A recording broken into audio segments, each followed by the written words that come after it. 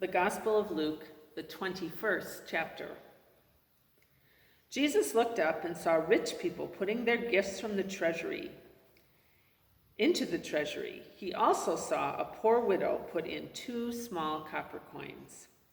He said, "Truly I tell you, this poor widow has put in more than all of them, for all of them have contributed out of their abundance, but she, out of her poverty, has put in all she had to live on." When some were speaking about the temple, how it was adorned with beautiful stones and gifts dedicated to God, he said, "As for these things that you see, the days will come when not one stone will be left upon another. All will be thrown down." They asked him, "Teacher, when will this be, and what will be the sign that this is about to take place?" And Jesus said, "Beware that you are not led astray, for many will come in my name and say, 'I am he,' and 'The time is near.' Do not go after them. When you hear of wars and insurrections, do not be terrified, for these things must take place first, but the end will not follow immediately." Then he said to them, "Nation will rise against nation and kingdom against kingdom. There will be great earthquakes, and in various places famines and plagues, and there will be dreadful portents and great signs from heaven. But before all this occurs, they will arrest you and persecute you. They will hand you over to synagogues and prisons, and you will be brought before kings and governors because of my name. This will give you an opportunity to testify. So make up your minds not to prepare your defense in advance. For I will give you words and a wisdom that none of your opponents will be able to withstand or contradict. You will be betrayed even by parents and brothers, by relatives and friends, and they will put some of you to death. You will be hated by all because of my name, but not a hair on your head will perish. By your endurance, you will gain your souls. When you see Jerusalem surrounded by armies, then know that its desolation has come near.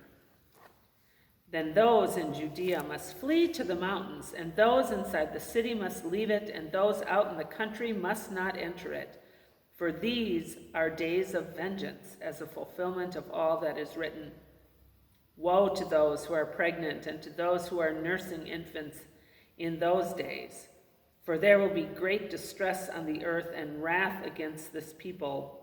They will fall by the edge of the sword and be taken away as captives among all nations, and Jerusalem will be trampled on by the Gentiles until the time of the Gentiles are fulfilled.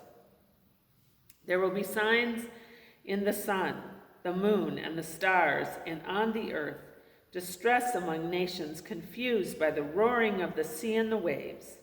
People will faint from fear and foreboding of what is coming upon the world, for the powers of the heavens will be shaken. Then they will see the Son of Man coming in a cloud with power and great glory. Now when these things begin to take place, stand up and raise your heads, because your redemption is drawing near." Then Jesus told them a parable. "Look at the fig tree and all the trees.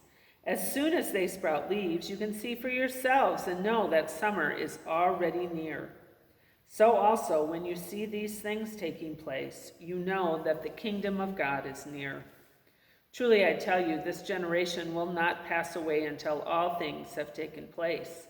Heaven and earth will pass away, but my words will not pass away. Be on guard so that your hearts are not weighed down with dissipation and drunkenness and the worries of this life, and that day does not catch you unexpectedly like a trap. For it will come upon all who live on the face of the whole earth.